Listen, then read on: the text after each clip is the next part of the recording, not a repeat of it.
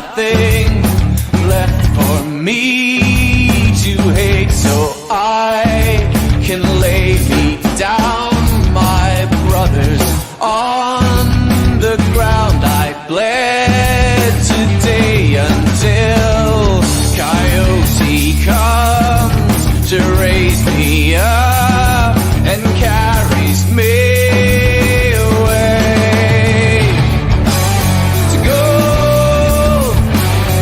Leave me, run like you never did. No, believe me, run like you never run before.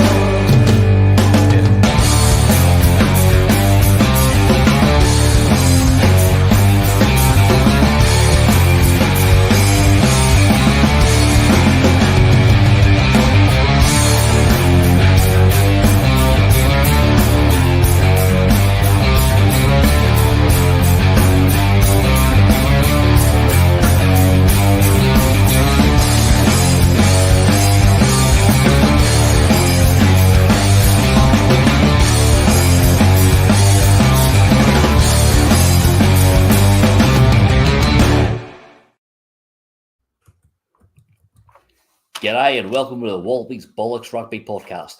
I'm your host, Drew. That's all sticky. No, sorry, I'm a liar. This is Iain here. This is the Scottish Rugby Podcast. We, of course, are here to drink your beer, see we run at point of gun, but mainly to talk about rugby. We are part of the Sports Social Network. That's right, John, isn't it? Yeah. We are part of the Sports Social Network podcast family. So you can find us through them. Thank you for joining us here. We'll be doing 45 minutes free to air. There's 45 minutes on Patreon. I'll tell you more about how you get there soon. But firstly, I feel like I should introduce my my colleagues. You know, I won't say guests because we're all part of a team here. It's a team game. This is a crack squad of Scottish Rugby Maroons. And since I got to see Aliens recently again, so it's going to be that vibe. So my first contributor, if you asked him what to do with Twitter, he would suggest you nuke the site from orbit. It's Jonny McGinty. Hello, Jonny. Hello, how are you? I'm good, thank you. Yourself? I took 5 minutes on Twitter this week and I immediately regretted it. So I'm trying to really wean myself off. Excellent. Second up, if you asked him how, when the terrors about the Lions Edinburgh game come from him, you'll say they mostly come at night. Mostly. It's Craig Manson. Hi, Craig. How you doing? They come every night. Every single night. When do they stop? Iain, when do they stop? How are we doing? You all right? Good, thank you. And in the power loader saying, Craig, get away from Jack Dempsey, you bitch. It's John Anderson. Hello, John. Welcome back. Oh, thank you, Iain. Yes, that's how I've always dreamed to be introduced in a podcast, and I may well dream of that later on tonight. Excellent. I was kind of hoping Rory would be here so I could call him the Queen. The one who laid all the eggs for us. Seeing as we burst from the chest of the Scottish Rugby blog. And yet, has that analogy went too far at that point, Iain? Who knows? I think it's 4 pages of notes. I think it's just getting in its stride. Hold on a minute, just keep going.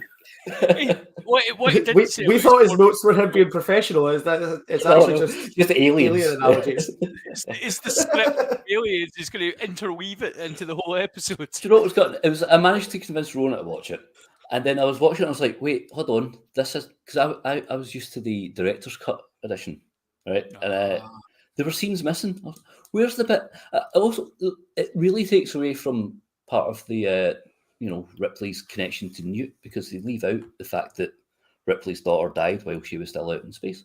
I'm sorry for spoilers if you've not seen Aliens, but if you haven't seen Aliens, what have you been doing for the last 40 years? If you haven't seen Alien by now, you deserve it. Yeah, kind of. Right. Aliens aside, and the whole alien we'll talk about more of that in Patreon usually. Yes, Patreon. We talk a lot of rubbish in Patreon. We get a bit more loose with our patter, so you can join us there if you want. I mean, so what you're trying to say is this is some the good people. stuff. No, this is the intro. This is the teaser. This is the amuse bouche. It's great to see the amuse bouche has definitely increased in quality since my absence. It's great to see it's still just as professional as ever, Ian. Well, all right. That's enough from you, Anderson. Why don't you have the little ticker thing rolling along saying where we can, join us? Do you have that? I don't know. Yeah. Go, you do that stuff. Oh, You've my got the tech. apologies. I'll There give we you are. I'll give you a ticker. Thank you. Oh, Right, yeah. so we let's get to the news, shall we? Let's talk rugby. Jeez. See, I always get the blame for this stuff, people. If you're new to this, I always get the blame for dallying, but I think you'll find I've been rerouted. You've just done That's 4 usually my minutes fault. of alien references, and you're about to say it's someone else's fault. No, I didn't. I also introduced you all, and I said what we were covering. Right. Well, if you shut up, I can do it. Right. Yeah. So on this bit, Welcome to the Scottish Rugby podcast, where Iain, the host. That's enough for you as well, Manson. I'm just going to sit in the corner You're here. the teacher here. You're meant to be telling everybody to shut up. These unruly children. I'm on holiday. I'm in the middle of my holidays. It's your own time you're wasting. Touche. Right. So rugby. Aye. On this public space, what we'll do is we'll do a bit of news. I think some people might want to do later bits, which might involve swear words later, regarding the big part. Then we'll talk about the Scotland women's games. We may touch on the URC. It depends on if we've got time. So let's crack on. Okay. Now, me and Craig had mentioned Richie Gray's retirement last week. John and Jonny weren't here, and obviously they're Glasgow fans. John and Jonny, I said, obviously the big man deserves as much chat as we can give him. John, we'll start with you. What do you wish to say about Richie Gray, the Rutherglen Lighthouse? I'm not going to stand on my chair like we've done in the past. No, that was suicidal. That was risky. And yeah, there was definite health and safety implications. I mean, I think Richie Gray's second spell at Glasgow, obviously he had this massive breakout when he was first at Glasgow, but his second spell has really showcased what a mature leader he's become. Obviously, he was always a set-piece technician, but I've just been so impressed with the way he's led a lot of the forward, particularly around the line out. And I'm delighted he's getting an opportunity to head off and do something new and interesting. And we'll see. We've all got we think we know what that is, but we'll see what that is when it comes out. But yeah, I'm just really, really glad he got that extra time at Glasgow. Actually, when he signed, I was a bit like, oh, here we go again. It's the Glasgow retirement home once again, and I think he's proven himself. He was a better player for Glasgow than he was in his latter years in France. So I've been delighted with the signing, and I wish him all the best. Absolute legend, and still the tallest player to play for Glasgow in history. Fascinating. Jonny, anything you wish to add about the RG? Well, I'll tell you a quick fact first. When I went to the URC Trophy Tour, I took my son, who is 7, with me, and we were getting photos taken with the players and stuff. And Richie Gray had to take a selfie of the three of us because I couldn't fit my son and Richie in the same photo, like no matter how far back I went. So he is, without a doubt, one of the tallest people I've ever met in my life. I think he leaves this huge. I think he leaves the second row stocks at Glasgow in a much better place than they were when he arrived. Having said that, I think he probably still is the best. I think it's a shame to be losing him. I'm not massively worried because, like John says, his leadership abilities really come through. He's obviously been a big influence on the younger guys that are coming in. Players like Max Williamson obviously look up to him massively. Everybody looks up to him. He's enormous. But I think he's done a great job there. And so I think he can be fairly confident that he's leaving them in a good place. And it's a shame to see him go, but he's put a power of work in and he deserves it. I think, we could all kind of guess from where the signings are coming that have been announced in the last couple of weeks where it is that he's going. I will say that worries me from a Scotland point of view because it's a long way for him to come, and I think he's probably still one of Scotland's best locks. We'll see what happens there. I'm more worried about Scotland than I am about Glasgow as far as Richie Gray goes. Well, me and Craig had talked about this last week. As I said, I reckon you're slightly wrong. I think Cummings is better, but Gray, like John said, obviously there's been the retirement home prop.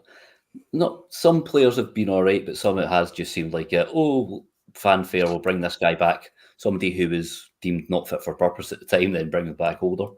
But Gray had, he'd gone away and learned. He played at the highest level.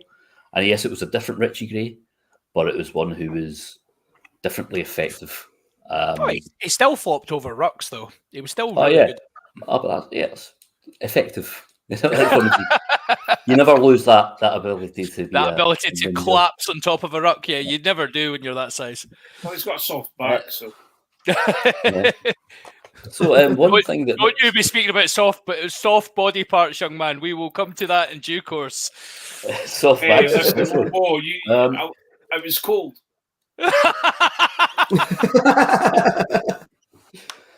So that means with Richie Gray leaving at the end of November, he will not be taking part in the 1872 games. And big brouhaha. Was it 2 days ago it was announced now? The first leg of this will be of Glasgow versus Edinburgh. If you don't know what the 1872 Cup is, then hello, you're obviously not from around here. Yeah, it's Glasgow v Edinburgh. And the Glasgow leg will be played at Hampden Park. Obviously, this is the Scottish National Football Stadium, 57,000 seater capacity, I believe it is, or thereabouts. Second biggest stadium in Glasgow. Now, some people it's been moved. This has resulted in the game being moved from Saturday to Sunday. Is that the 21st, 22nd? I've not got my calendar up. 22nd. Yeah. So, obviously, this means there's going to be more people that can fit in Scotstoun's little stadium, but consternation. Some people are furious, to be honest. Gentlemen, we'll start with, you know what, I'll go with the neutral first. Craig, well, sort of neutral. Craig, Glasgow moving the game from Scotstoun to Hampden. What do you think of this? Well, it's such a shame for the wee Reach. Oh, you've had your hometown game shifted to a massive stadium where, what a shame for you. It happens to us all the time. Grow up, get used to it, and move on. That's all as far as I'm concerned. Jesus, your changing rooms are in the big stadium. So away you go. When it happens to us. Postcode, mate. It's the same bloody postcode. Your players have got less distance to go when it's at Murrayfield. They don't have to go out in the cold when it's at Murrayfield and walk through the car park. And you've all sat there when we've had a home game, and you've had a home game because it's bloody Murrayfield, right? And you're all sitting there like, don't whine about it. It's got to be in a bigger stadium so everyone can fit in it, and this, that, and the other. Well, that's what's having to happen at Hampden. Get used to it and move on. Yeah, I'm fed up of hearing you greeting about it. The shoe is on the other foot.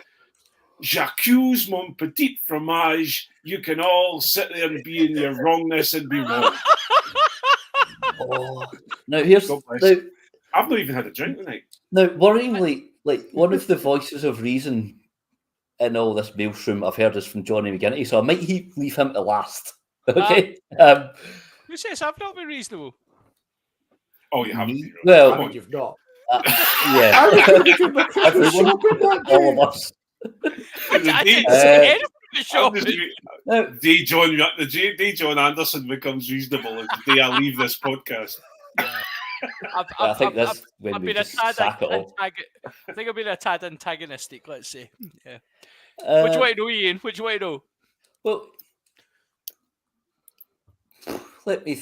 I don't know where I'm going to start or where I'm going to end. Neither do I. One Let's of go there. my thing is it's going to give. It's going to allow Glasgow the opportunity to have more people at the game. Mhm.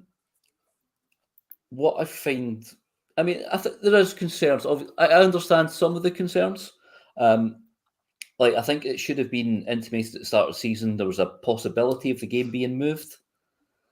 But some of the stuff I'm reading is cock of the poppiest variety. Yeah. John, what annoys you about this move from Scotstoun to Hampden? Well, And why is it such a big brouhaha? oh, ha, ha, ha, ha. Well, I think first of all, you have It's met Halloween, so you've met Scottish rugby fans, right? So there's your poppy of the cock variety.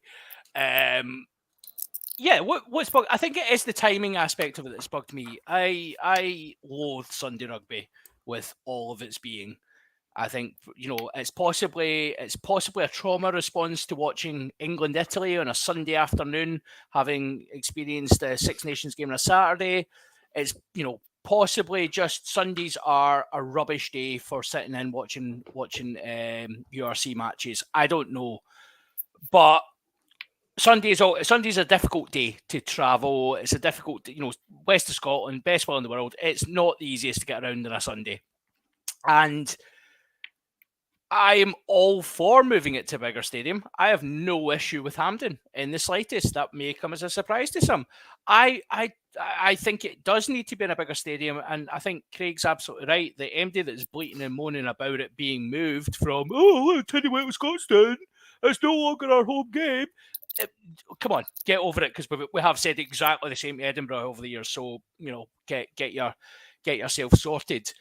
But yeah, the change of date has bothered me, and I think it really it's the lack of consultation with the fans.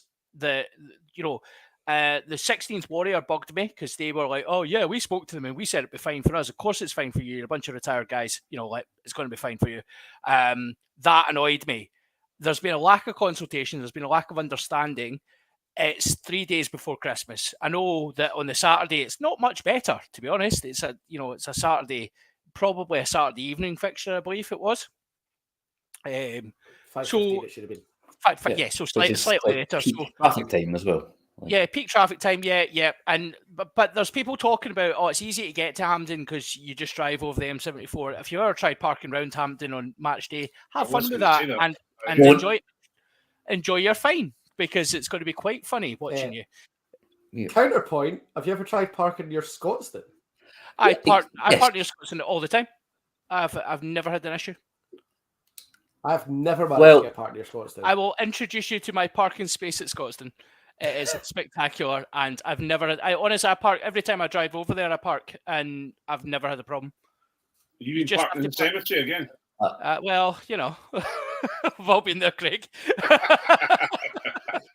No, I just think there's been such an uproar about the venue when actually it's the date that's the bigger issue for me, and I think that.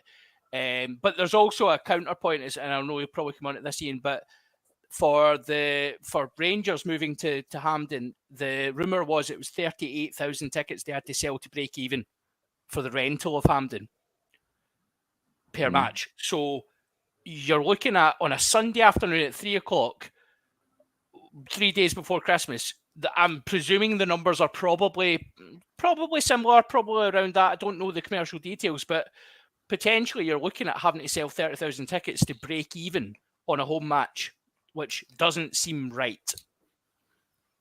I reckon the SFA were maybe charging Rangers a premium. But Potentially. from what I know now, a couple of my pals who are season ticket holders, it seems like it's only the South Stand that's open so far.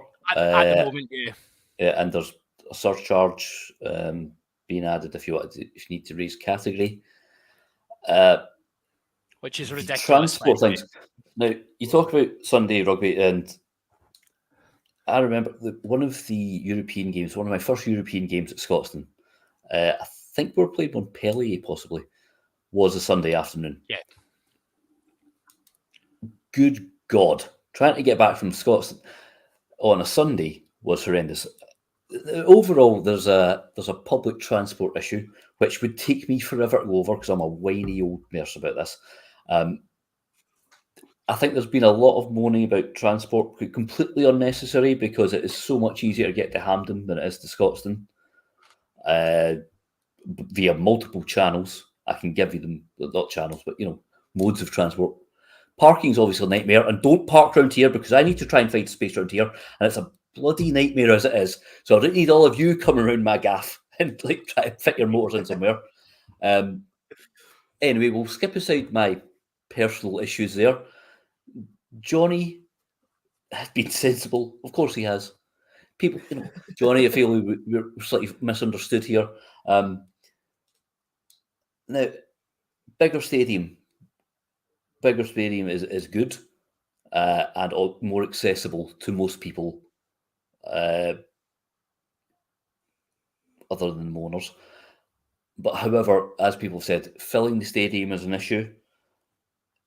How do we do that, Jonny? How do we make sure that the atmosphere is not just completely dead in Hampden? Yeah. And I will say, I'm not a huge fan of Sunday rugby either, but one of the beauties of the 1872 games is that it's not really truly a Sunday, is it? Like, it's Christmas holiday time. So it's like the afternoon at the start of your Christmas holidays, or it's the afternoon of the weekend between Christmas and New Year. That's the good thing about those two games, is it's not like we're asking everyone to go to Hampden for a Sunday afternoon kickoff in like mid-November. It's like a festive season thing. So it is a little bit different. Saying that, that's a sort of two-edged sword in terms of filling the stadium. With the best will in the world, there's not 125,000 people who are going to buy tickets for the Hampden game and the Murrayfield game, that's what you're looking at selling across the two games, and we are not going to sell 125,000 tickets. I think the way that the SRU probably need to look at it, I have to say it's a bit of a worry, having seen what's coming out of the season tickets, that possibly they're not looking at it this way, is it's an opportunity to sort of upsell as many seats as we possibly can. And I know, like, Iain, your blood will run cold at the mention of the word upsell as well. I think everyone who's ever worked in any sort of service industry knows what we're talking about, which is basically like, once you've exhausted the people that are going to pay for their tickets, anything else you can sell is free money. So I think what the SRU probably need to be doing is thinking about outside the box at ways to sell more tickets. I think straight off the bat, kids for £1 is non-negotiable. Like, that has to happen. And it probably has to happen at both legs, because for a number of reasons. One, it's like centre of the SRU's development policy is getting more kids involved. So that's a really easy way to do it. Two, Glasgow haven't got an early afternoon or an afternoon kickoff at all at home all season. Every single Glasgow home kickoff is a 7:30 kickoff. Two of Scotland's autumn internationals are on Sundays. One of them's a 4:45 kickoff on a Sunday during the school term. There's also, I think, a 5:45 kickoff in the autumn internationals. So realistically, the opportunities to take kids to watch rugby this year is Scotland-Portugal, I think, is a 3 o'clock Saturday afternoon kickoff. And so, although it's a Sunday when it's the school holidays, it's Christmas time. If we get kids for £1, that is the prime opportunity to get kids to a top quality rugby match. So I reckon kids for £1, it needs to be done. And if you're a season ticket holder, or you're buying a ticket for yourself and you can take an under 16 for £1, you're probably going to do it. And like, I know it's not a lot of money, but every single kid that you get in is £1 that you wouldn't have got otherwise. And it's a chance for kids to come watch the games, which is a key development thing for the SRU. So that is, like, as far as I'm concerned, that's non-negotiable. Like, that has to be happening, because you've got 120,000 seats to fill two weekends in a row, and you're supposed to be getting kids along to the games. The SRU also have to start thinking a little bit more in line with what's happening in the world at this moment in time. And, they're currently, especially, now that Glasgow are the ultimate fighting champions, their tickets are going to go up. There's no way the tickets are going to go down, because obviously a winning team gets more attention, gets more fans coming to it. So you expect, you just have to be in a situation. My mortgage has gone up almost 40%. So other people's mortgages are doing exactly the same. We can't afford all these things now, especially if you've got there's two of you plus two kids. So the SRU have to have a wee think about that. And I'm not like I'm not trying to just like blow up, because I do love Glasgow and we are obviously URC champions and whatever. Glasgow have done a great job since winning the URC of taking the trophy out, taking it around local clubs, taking it around schools, taking it to their kids' camps. They took it to the children's hospital. Like, it's been great, but it all means nothing if then you're getting the chance to go and see them play Edinburgh, play all the Scotland internationals that kids who maybe don't have much interest in rugby still want to see Duhan van der Merwe. They still want to see Darcy Graham. If they're going to get charged 35 quid to go to Hampden for that, nobody's going to go. So make it kids for a quid. All of every single pound is a pound that you wouldn't have had before. So if 2,000 people take 2 kids each with them, you're making nearly 10 grand that otherwise you wouldn't have made. That's got to be worth examining. And then the other thing, because the time of year it is, and I don't see how this is going to happen, because we've obviously talked about season ticket holders getting surcharged and stuff. I would love to see for both games some sort of season ticket holders could bring a friend for a tenner or something like that. Because it is the time of year, you have to remember it's Black Friday that weekend, our Black Friday. They go out and get steaming Black Friday, meet all your pals, because everybody's finished work for Christmas. You've got the dead space Saturday afternoon between Christmas and New Year where everybody's looking for something to do. And there's a bit of there's responsibility on everybody there, because if there was an offer like that and you're a season ticket holder at Glasgow or Edinburgh and you're trying to work out something to do with your pals when everybody's around at Christmas, and you go, well, do you know what? You could come to 1872 with me and it'll cost you a tenner. Then every single person who does that, that's a tenner you didn't otherwise have. That's somebody else coming to the game that wouldn't be going. I think ideas like that, that's what's going to grow it, and that's what's going to make the money. Johnny. Go on, Craig. Wake up, Go on, Johnny. Craig. It's time to go to school, Johnny. I know. Because they're already charging season ticket holders an extra £5. Absolutely dreaming, man. There's no chance. The SRU, they're going to cash in as much as they can, man. But the thing is, they're not going to make much money if they don't do things like that. Thing is, because it's so close to Christmas as well, to add to John's point, right, they're going to have merch stalls in the concourse. If you've got a kid going there for a quid, they'll just be like, oh, Dad, can I get a ball? And then you just buy an extra, you've got an extra 10,000 people there, an extra 10, 20 quid. Sorted. And I am aware that it's a last-ditch stocking for cuckoo land thinking. But it's the right way of thinking. It's just the SRU will think about it. But that's what they should be doing. Oh, I'm not arguing that. I'm not arguing that that's it's wrong. I'm just arguing that it's not going to happen. History has told us. And I think we don't have enough fans to fill those stadiums. That's we have to accept that. So you have to think of ways that how are you going to bring in people that wouldn't otherwise be there? And it's not by charging 40 quid a ticket, that's for sure. Not the weekend of Christmas. But Johnny, so think of ways. And the thing is, 67,000 turn up to the Six Nations, Johnny. There's loads of fans, Johnny. There's 67,000 turn up to Scotland games. They can turn up. Absolute nonsense. There are 60,000 people going to Croke Park on Saturday for this Leinster-Munster game, and I guarantee that they're not all paying full price. I guarantee it. Of course they're not. But the headline is 60,000 people at club match. And if the SRU were at all screwed in, if the fans groups were at all screwed in, they would be lobbying for this. And I saw someone earlier on. You go, mate. Has Nucifora started yet, and what exactly is his remit? Because this is the sort of thing that they've been doing in Ireland for quite a long time. Yeah, potentially, but nobody knows his remit, so it's the Ben Ryan. But that's for me, it's you've got to accept that you don't have the fans who are going to fill these two stadiums. You're not going to make all the money. You can look at 120,000 seats and go, "Oh, look at all that money, all you want." You're not going to fill those seats, so find ways to fill it.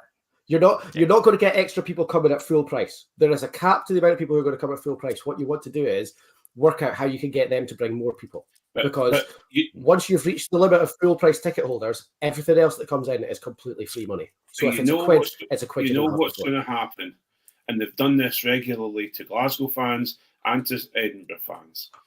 They get the dyed in the wool fans who will pay the money when tickets are launched or tickets are sent out, and then they'll realise that they're not selling out, so up they'll come with a special deal.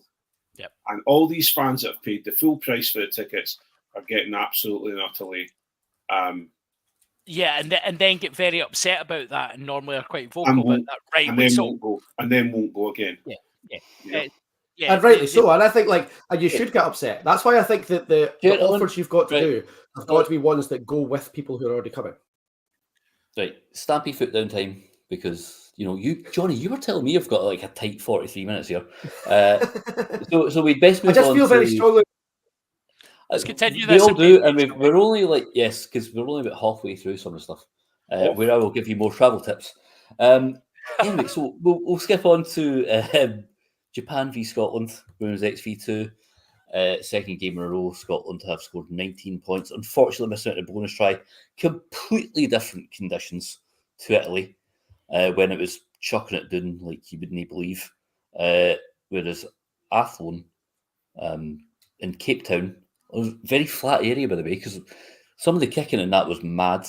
So I checked if it was at altitude, but no, it's not. Scotland have won again, so now there's a big decider against Australia next WXV2. Gentlemen, where will I start? We'll start with Craig Manson. Craig, 1913 win, but and like I said, very warm conditions. It was stupidly hot. I think it was like 32 degrees Celsius. But Rachel Malcolm and Brian Easton have both come out and said, yeah, that wasn't good enough. Again, it was some great defending, but maybe some misfiring attack. Craig, I'll just ask your general consensus of the game first, if you don't mind. Yeah, I think it's another one under the belt. A winning team is always a good team, and it's a team that will continue to have momentum. Although some in politics have realised that momentum is not something that happens very regularly, or you think you've got momentum and it doesn't, and then it bites you in the backside. Tory reference, Craig. That's for Jonny. I'm just talking about politics. I never mentioned politics. But I think it was a fantastic. It is a fantastic run. I think they're doing very, very well. I think Japan. I'm hoping Japan was the wee banana skin that was slipped on slightly, and we need to just. I know that the team was.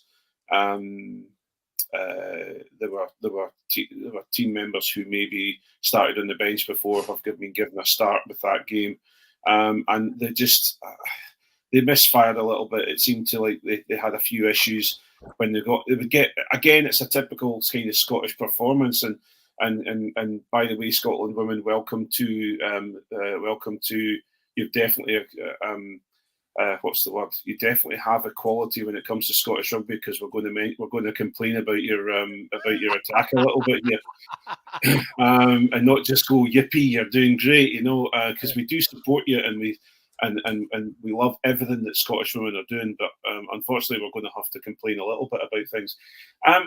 It's one of those situations. I think we can get into 22 really, really well. It's when we seem to have a few issues with handling and with pressure. I also still Scotland's team at the moment seems to be like the Scotland men's team about 10 years ago, when they had some phenomenal players who decide to do it on their own an awful lot of the time, and they get turned over, etc. Some phenomenal skill on show, some absolutely real rock stars are coming through the Scotland women's team now, and I think we have to stand and just be in a little bit of awe of them, but they need to sometimes realise that there's a process to be taken on board, especially when you're up against Japan, who could probably bite back a little bit, which they showed they could bite back a little bit, and we just need to be a little bit careful and go through our processes. So again, I'll let the other guys talk a little bit, but I really, if we were off our game slightly and it wasn't good enough, we still won. So we move on to the next game and hopefully batter our colonial friends a little around the park a little bit, Cheers, Craig. Well, one of the things that now, when me and Craig were talking about the Scottish Rugby blog talking points article, we just referred to them as our colleague because we weren't sure if I hadn't checked with Rory if the name was allowed to be given out, but it's Eleanor who writes under the name of Scottish Women's Rugby Stories. That's how you find them on the social media handles. One of the things that she's pointed out was midfield conundrum, similar to what this is adding to what. See, this is me segueing what Craig was saying. Nice work. The midfield, 12 and 13 have been changing a lot. Lisa Thompson started at the weekend there alongside Meryl Smith. Usually we've got Emma Orr came off the bench, and this was I can't mind the name of the commentator, but Craig was saying there's again about how the skill level is starting to go through the roof. Emma Orr has a certain Sterling Mortlockish look to her running. And this guy said, "I'm sorry if that shows my age," but I was like, "No, that shows my age too," and I love Sterling Mortlock. John Anderson, the 15 that started included Jade Conkle, the absolute stalwart. Then Evie Gallagher comes on, takes names, eventually seals the game with a big turnover and all. How much better are Scotland women getting? And do you think that they were right to be disappointed by not winning that game by more? And then how can we look briefly forward to Australia? Yeah, I think absolutely. I think the Craig's hit on it there, that you hold the girls to a different standard now. They are very capable. They're showing skill set levels that you started to see it almost. It was almost straight after we started dishing out professional contracts. You saw the skill levels starting to increase, and it's just been exponential. They're brilliant to watch these days. And the thing that stands out for me is the physicality, which you can teach skills all day, but if you've not got willing runners who are going to deliver massive ball contact and massive hits, then what is the point? I think they should be disappointed. I think they're a better team now. That result a couple of years ago would have been a very good result, and it probably is still a very good result, but the expectations are higher now, and I think that's the next step for the girls. In terms of Australia, I mean, this is another big step for them. They lost in the World Cup to Australia. We are ahead of them in the rankings, but I think it was interesting. Australia in the World Cup were one of the most entertaining teams to watch. I think that has continued. They have a fabulous backline, one that if Scotland do kick loosely, which we have been known to do occasionally, then Australia could cause some serious issues. Where Scotland can absolutely take the game by the scruff of the neck is in the set piece. Australia's set piece at the weekend was absolutely horrendous. I think they're averaging 53% scrum on their own ball at the moment. So Scotland have got an opportunity there to really wire in and take the initiative. But, let's not forget, this is an Australia team that are in a lot of ways mirroring what Scotland have been doing. They've almost benefited from the increased focus on the women's game.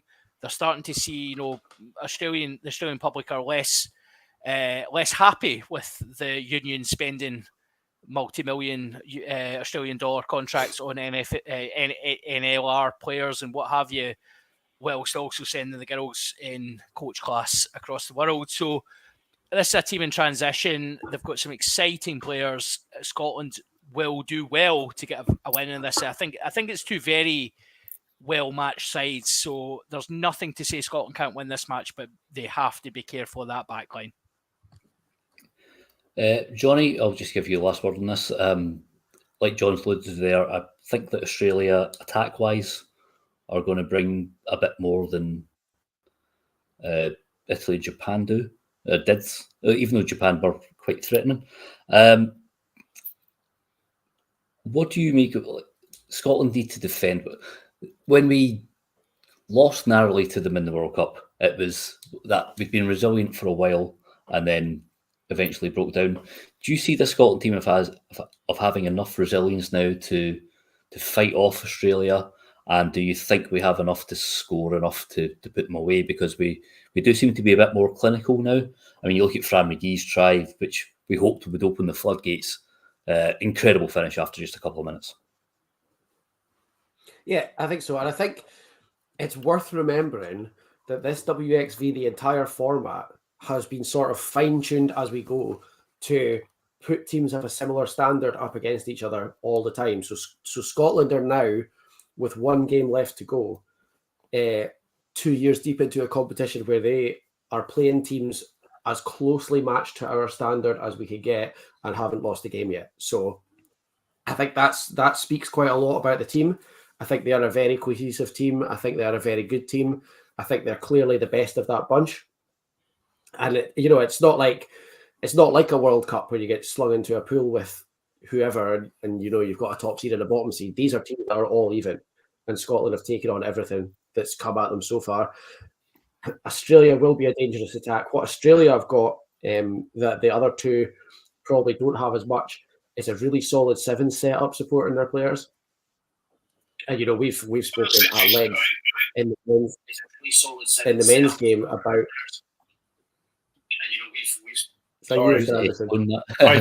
My phone went off there. Sorry. Yeah, we've spoken, at length in the men's game about how much Scotland men miss their sevens and what a great support product that was, and how it brings more dangerous attackers into the game. And Australia women's sevens do have that.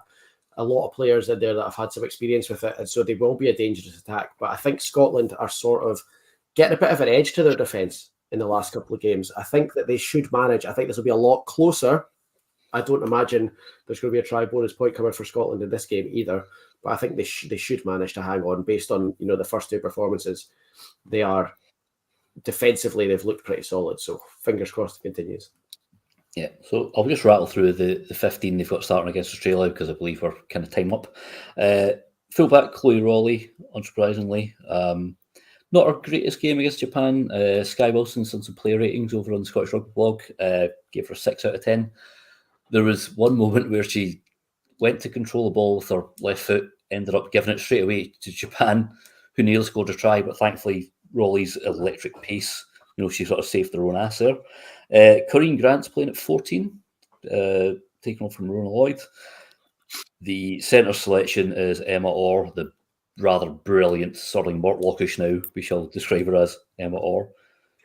How do we make a portmanteau of Emma Orr and Sterling Mortlock? Because you call her Emma Mortlock. Nice. This is like Answer Smash. Fran McGee at 11. Sky gave. I think Sky gave Fran a 7. But also she scored a fantastic try. Then apologised for the pun. Don't ever apologise for puns again, Sky. This is portmanteaus and puns are completely allowed in this house, even if they are rotten. Helen Nelson, who's playing fantastically, I think this series. She's really come on. She's really come on with professionalism coming in. Really, great job, Helen. Really great job. Yeah. Do you know something I was going to look at, but I've not? Something really geeky about football boots. I'll maybe talk about it in Patreon because we're over time. Pack is Leah Bartlett starting, Lana Skeldon, Eliane Clark starting at tight head instead of Christine Belial. In the engine room, Eva Donaldson and Sarah Bonner. Rachel Malcolm, the indefatigable Rachel Malcolm, captaining again at 6. Rachel McLachlan starting at 7. And then Evie Gallagher at 8. On the bench, we've got Ellis Martin at hooker, Anne Young, Lucette, Christine Belial, tight head, Louise McMillan, lock, Jade Conkle, flanker, Katie Mattinson, Meryl Smith can play anywhere, and Lucia Scott is back 3 cover. Do you think we've got I'm going to miss the game because I'm going to be covering the Ayrshire Derby down in Troon, Mar v Ayr. That I'll kicked be off near Friday. you. I'm on my way to Millport.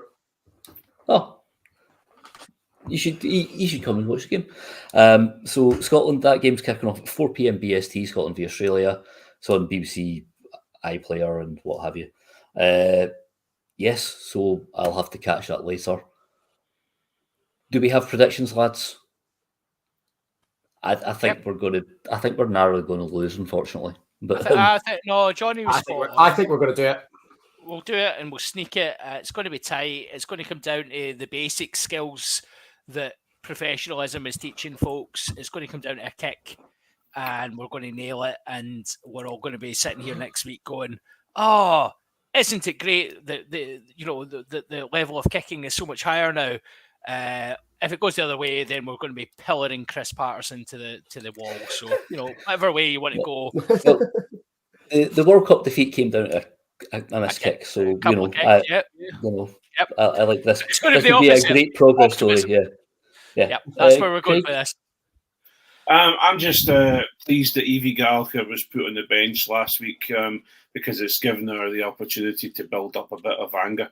And I think she's. I think there's definitely going to be some. There's lots and lots of green and gold jerseys going to be lying around on the floor in her wake. I think the forwards are going to take control and they're going to do the old adage, and I'm going to come back with an old adage. The forwards are going to win the game and the backs are going to decide about how much. And I think if we can get our handling just as spot on as it can be, I think we're going to win by a try, I think. Do you think the girls hate ageing Australians just as much as you do, Craig? Oh, I absolutely hope they do. in this instance, I will agree with you in this instance. So. I believe Jack Dempsey's flying out there with his cap on backwards to go and give them a bit of motivation and see what they say to it. He's going to walk in with an Aussie shirt on, and it'll be and then that'll be it. There'll be pictures of them all sitting beside Jack Dempsey with his cap on backwards instead of Sia Khaleesi. We'll talk about Sia later on. So is that us, gentlemen? I think that's us, isn't it? Yes. Should be. See, just before we go, the last thing to end the public pod on, I feel like we need to mention when friend of the pod Ellis Martin comes on Saturday afternoon, keep an eye out for Ellis's hair tie because she continues to be an absolute hero at every possible opportunity. So well done to her, and hopefully she goes well again on Saturday. Absolutely. Yeah. Indeedly do. So from me, that's a game over, man. Game over. I've tied it back round to aliens. I just thought of that there. Anyway, for the rest of you, cheerio. You're so pleased with yourself, too. They're coming out the walls, man. They're coming out the walls. Yeah, the walls. In the Scottish Rugby pod, no one hears you scream. Man, we should do it like a group trip to go see Romulus together in IMAX if it's still available. Anyway, thank you for being along, gentlemen. Thank you for listening, everyone. Gentlemen, say sayonara. Bye. Bye, everyone. Cheers and good night. Quick comfort break, shall we? I'm going to get rid of these, and then I'm going to boot off because I've got stuff to do in the house on account of my house being a den of lurgy. That's good. I would love to look. I'm going to look Craig